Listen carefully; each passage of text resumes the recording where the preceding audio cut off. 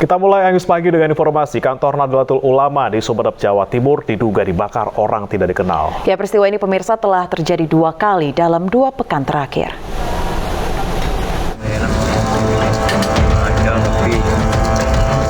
Api membakar tumpukan kayu yang ada di samping gedung kantor Nahdlatul Ulama Kecamatan Lenteng, Sumeneb, Jawa Timur, Jumat malam. Kayu-kayu hibah untuk pembangunan kantor ini diduga dibakar oleh orang tidak dikenal. 3 mobil damkar berhasil memadamkan api beberapa saat kemudian. Ketua PCNU Sumeneb telah melaporkan peristiwa ini karena bukan yang pertama kali terjadi dalam 2 pekan terakhir. Ya, kami akan terus mengawal dengan 2 jalur. Jalur utama tentunya jalur formal lewat aparat penegak hukum.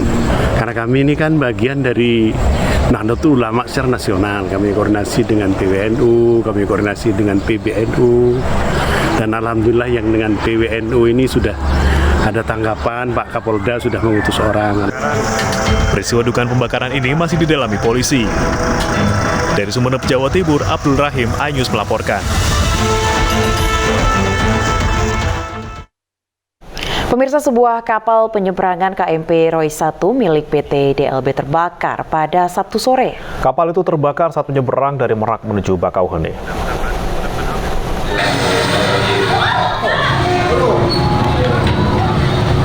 KMP Roy 1 milik PT DLB terbakar pada Sabtu sekitar pukul 15.45 waktu Indonesia Barat. Diduga api berasal dari kendaraan di lambung kapal. Puluhan penumpang kapal feri KMP Roy yang baru berangkat dari Pelabuhan Merak menuju ke Pelabuhan Bakauheni tampak panik saat kapal yang mereka tumpangi terbakar. Petugas gabungan melakukan pertolongan pertama pada penumpang kapal yang dievakuasi.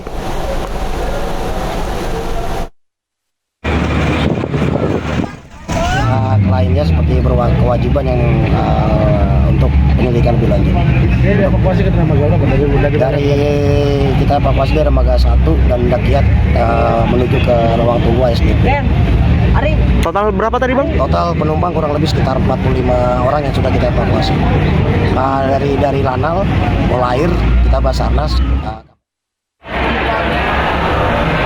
Usai dievakuasi, penumpang KMP Royce yang mengalami luka dirawat sementara di pelabuhan. Para penumpang banyak menderita luka seperti tulang patah, sesak nafas. Para penumpang yang mengalami luka tersebut terdiri dari lansia dan anak-anak kecil dengan total belasan orang. Tak hanya dilakukan pemeriksaan di lokasi penampungan, banyak juga yang dilarikan ke rumah sakit guna penyembuhan akibat luka yang diderita. Saat ini ada sekitar 275 orang penumpang kapal yang sudah dievakuasi dari kapal naas tersebut.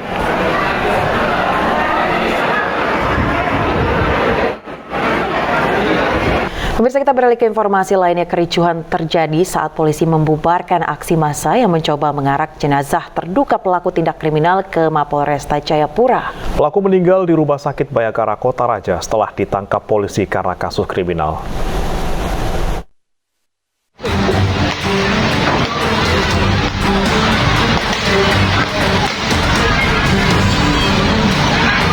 Polisi membubarkan massa saat mereka akan berunjuk rasa dengan mengarak jenazah seorang residivis berinisial MDS warga Gapura di Jayapura Selatan ke Mapolresta Jayapura.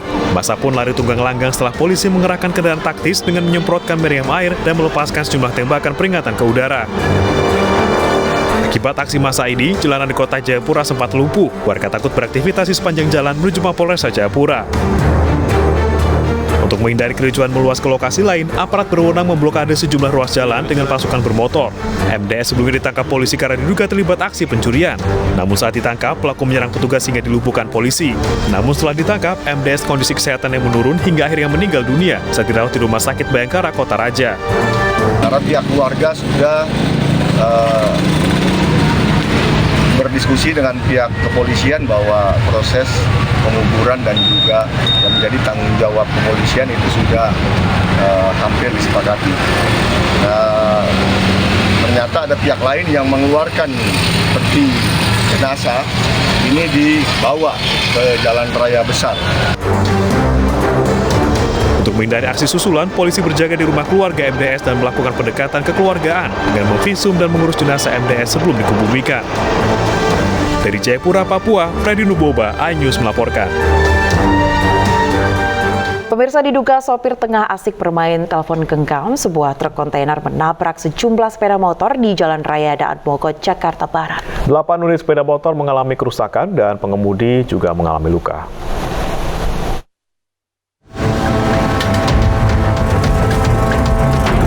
Sejumlah sepeda motor alami kerusakan usai terlibat kecelakaan beruntun akibat ditabrak truk kontainer di Jalan Raya Daan Mogot, Jakarta Barat, Sabtu siang. Insiden ini terjadi saat truk kontainer yang melaju dari arah Cengkareng menuju Kalideres tiba-tiba melaju kencang lalu menabrak sejumlah pengendara motor yang tengah terjebak kemacetan. Menurut salah satu korban, diduga sopir truk tengah asyik bermain telepon genggam saat berkendara. Di depan lagi macet, tikungan, tiba-tiba ada tronton tuh langsung rajang aja. Semua kehajar tuh yang depan, nah, satu bapak-bapak agak koma, soalnya udah tua gitu. Kaget atau gimana dia. Nah kita hampir aja gak jelas juga, karena kita menghindar ya udah. Jadi alhamdulillah selamat lah, cuman motor aja yang marah. Ya. Remblong atau ngantuk, Pak? Kalau posisi saya lihat mah pas kita bangun dia turun megang HP sih, kayak lagi main HP atau gimana nggak tahu kita. Tidak hanya membuat 8 unit sepeda motor mengalami kerusakan, namun akibat insiden ini sejumlah pengemudi sepeda motor mengalami luka. Selain itu, arus lalu lintas dari arah Cengkareng menuju Kalideres, Jakarta Barat sempat mengalami kemacetan. Dari Jakarta, Miftahul Gani, iNews melaporkan. Informasi lain pemirsa, warga negara Australia yang meludahi imam Masjid Al-Muhajir Bandung dideportasi. Ia pun masuk ke dalam daftar tangkal Direktorat Jenderal Imigrasi. MacArthur Brenton Craig Abbas Abdullah dideportasi melalui tempat pemeriksaan imigrasi Bandara Soekarno-Hatta, Tangerang, Banten. Dia diterbangkan ke Melbourne, Australia pada Jumat malam dengan maskapai Qantas Airways. Brenton dideportasi karena membahayakan keamanan dan mengganggu ketertiban umum. Brenton pun masuk dalam daftar tangkal Direktorat Jenderal Imigrasi. Sebelumnya, Brenton sempat akan melarikan diri dari Indonesia setelah meludahi imam Masjid Al-Muhajir namun berhasil dicegah.